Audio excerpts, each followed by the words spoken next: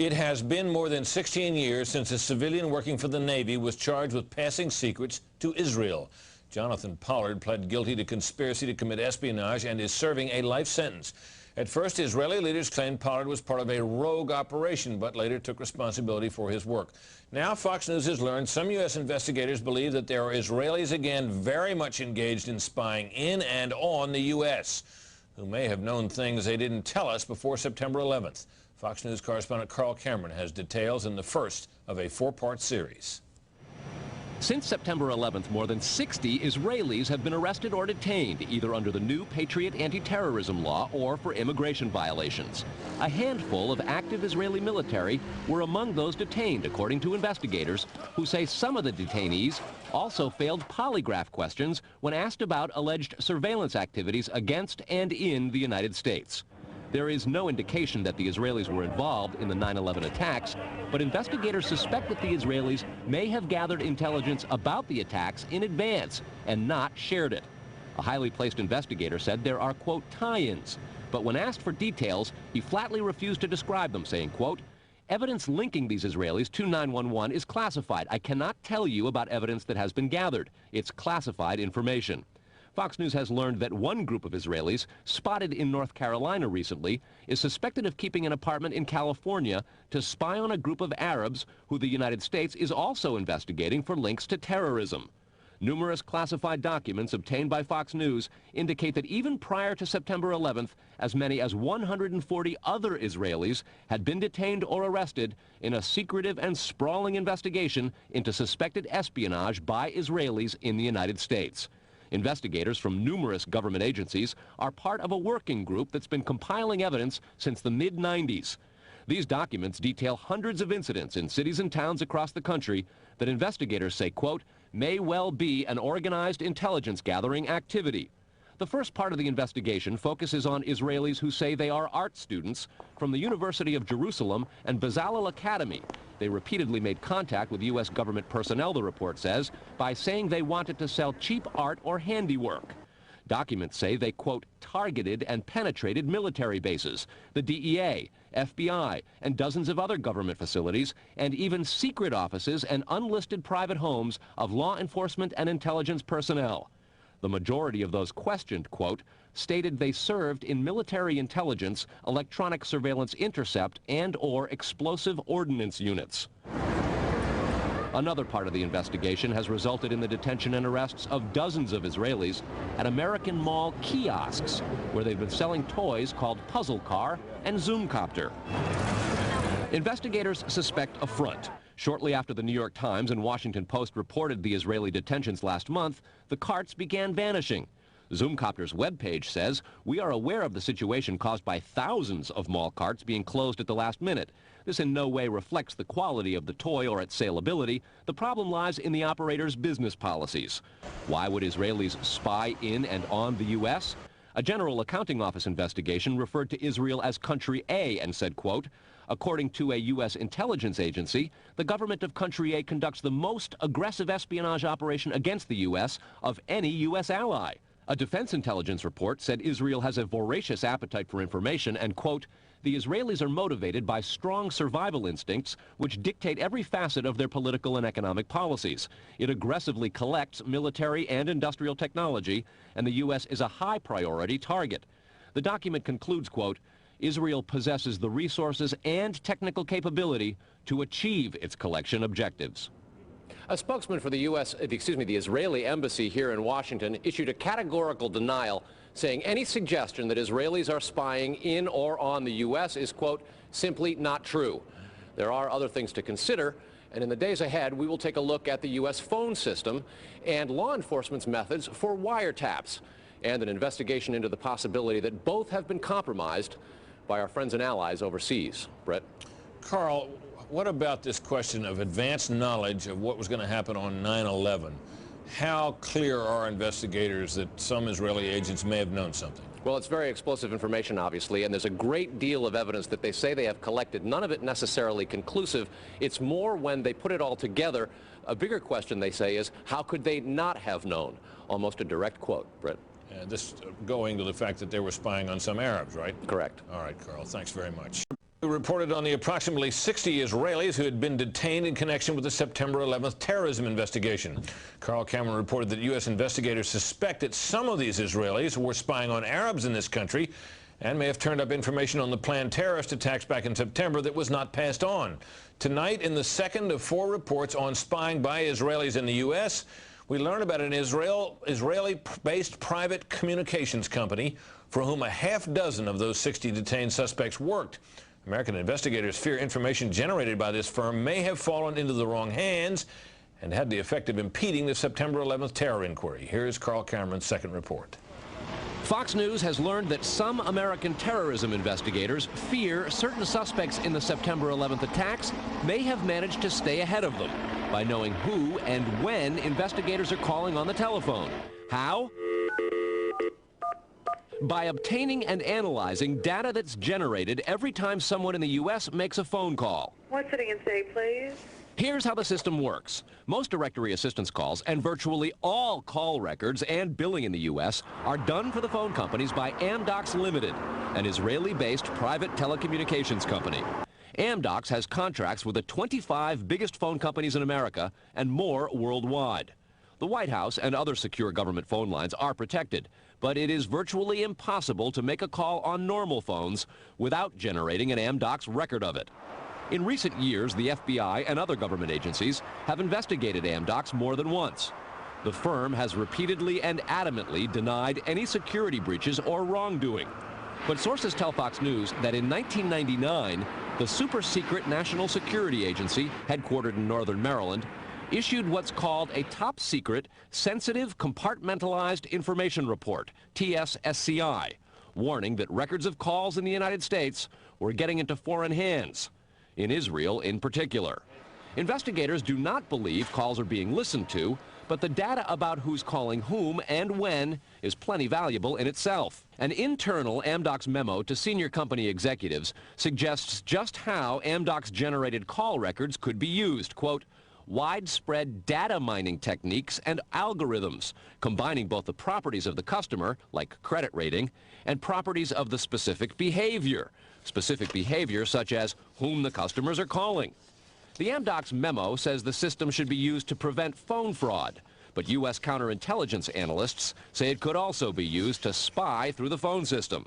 Fox News has learned that the NSA has held numerous classified conferences to warn the FBI and CIA how AmDocs records could be used. At one NSA briefing, a diagram by the Argonne National Lab was used to show that if the phone records are not secure, major security breaches are possible. Another briefing document said, quote, it has become increasingly apparent that systems and networks are vulnerable. Such crimes always involve unauthorized persons or persons who exceed their authorization, acting on exploitable vulnerabilities. Those vulnerabilities are growing because, according to another briefing, the U.S. relies too much on foreign companies like AmDocs for high-tech equipment and software. Quote, many factors have led to increased dependence on code developed overseas. We buy rather than train or develop solutions. U.S. intelligence does not believe the Israeli government is involved in a misuse of AmDocs information, and AmDocs insists that its data is secure. What U.S. government officials are worried about, however, is the possibility that AmDocs data could get into the wrong hands, particularly organized crime, and that would not be the first time that such a thing has happened. Fox News has documents of a 1997 drug trafficking case in Los Angeles in which telephone information, the types that AmDocs collects, was used to, quote, completely compromise the communications of the FBI, the Secret Service, the DEA, and the LAPD. And we'll have that and a lot more in the days ahead, Brett. Carl, I want to take you back to your report last night on those 60 people who are Israelis who were detained in the anti-terror investigation, and the suspicion that some investigators have that they may have picked up information on the 9/11 attacks ahead of time, not passed it on. There was a report, you'll recall, that the Mossad, the Israeli intelligence agency, did indeed send representatives to the U.S. to warn just before 9/11 that a major terrorist attack was imminent. Why does that not? How does that leave room for the lack of a warning? Well, I remember the report, Britt. We did it first internationally right here on your show on the 14th. What investigators are saying is that that warning from the Mossad was nonspecific and general, and they believe that it may have had something to do with the desire to protect what are called sources and methods in the intelligence community. The suspicion being perhaps those sources and methods were taking place right here in the United States.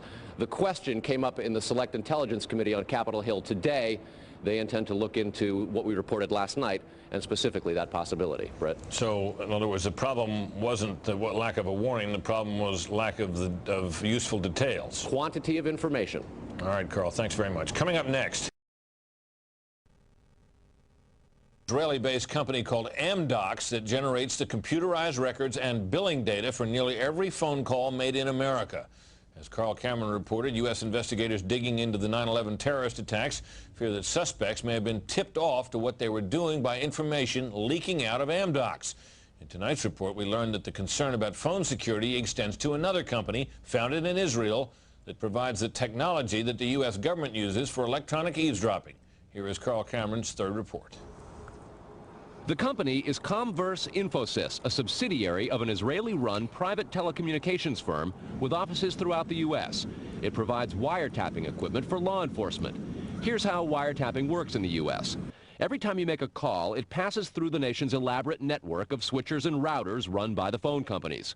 Custom computers and software made by companies like Comverse are tied into that network to intercept, record, and store the wiretapped calls, and at the same time transmit them to investigators. The manufacturers have continuing access to the computers so they can service them and keep them free of glitches. This process was authorized by the 1994 Communications Assistance for Law Enforcement Act, or CALEA. Senior government officials have now told Fox News that while CALEA made wiretapping easier, it has led to a system that is seriously vulnerable to compromise and may have undermined the whole wiretapping system. Indeed, Fox News has learned that Attorney General John Ashcroft and FBI Director Robert Mueller were both warned October 18th in a hand-delivered letter from 15 local, state, and federal law enforcement officials who complained that, quote, law enforcement's current electronic surveillance capabilities are less effective today than they were at the time CALEA was enacted. Comverse insists the equipment it installs is secure, but the complaint about this system is that the wiretap computer programs made by Comverse have in effect a back door through which wiretaps themselves can be intercepted by unauthorized parties. Adding to the suspicions is the fact that in Israel, Comverse works closely with the Israeli government and under special programs gets reimbursed for up to 50% of its research and development costs by the Israeli Ministry of Industry and Trade. But investigators within the DEA, INS, and FBI have all told Fox News that to pursue or even suggest Israeli spying through Comverse is considered career suicide. And sources say that while various FBI inquiries into Comverse have been conducted over the years, they've been halted before the actual equipment has ever been thoroughly tested for leaks. A 1999 FCC document indicates several government agencies expressed deep concerns that too many unauthorized, non-law enforcement personnel can access the wiretap system.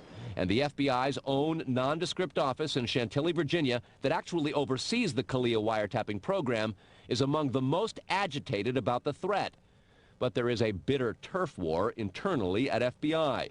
It is the FBI's office in Quantico, Virginia that has jurisdiction over awarding contracts and buying intercept equipment. And for years, they've thrown much of the business to Comverse. A handful of former U.S. law enforcement officials involved in awarding Comverse government contracts over the years now work for the company. Numerous sources say some of those individuals were asked to leave government service under what knowledgeable sources call troublesome circumstances that remain under administrative review within the Justice Department.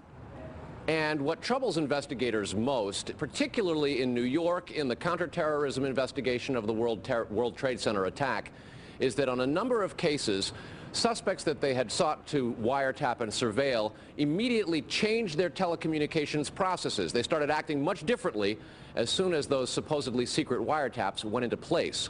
Brett? Carl, is there any reason to suspect in this instance that the Israeli government is involved? No, there's not, but there are growing instincts and an awful lot of law enforcement officials in a variety of agencies who suspect that and have begun compiling evidence and a highly classified investigation into precisely that possibility. Brett? All right, Carl, thanks very much. On a long-standing government espionage investigation, federal officials this year have arrested or detained nearly 200 Israeli citizens suspected of belonging to a, quote, organized intelligence gathering operation. The Bush administration has deported most of those arrested after September 11th, although some are in custody under the new anti-terrorism law.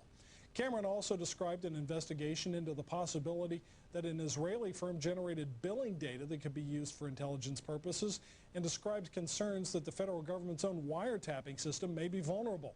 Tonight, in part 4 of the series, we'll learn about the improbable roots of the probe, a drug case that went bad 4 years ago in L.A. Los Angeles, 1997.